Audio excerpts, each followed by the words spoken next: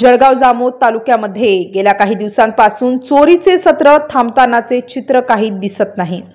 तालुका परिसरात सातत्याने चोरीच्या घटनांमध्ये दिवसेंदिवस वाढ होताना दिसत आहे।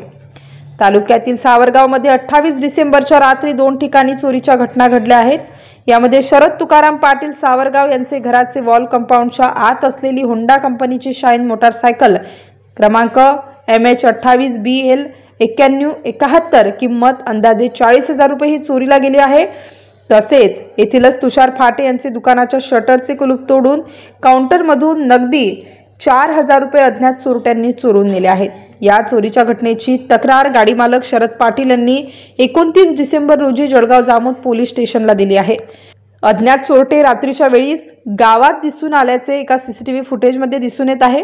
तालुक्यामध्ये गेल्या काही दिवसांमध्ये मोठ्या प्रमाणात चोरीच्या घटना तसेच दिवसाढवळ्या लूटमार होताना दिसत असून पोलीस प्रशासन मात्र काहीच करताना दिसत नाही।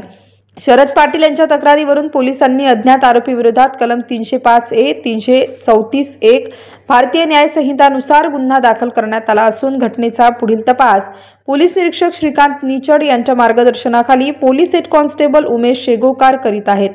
MCN न्यूज मराठी करिता दिलीप पिंगळे, जळगाव।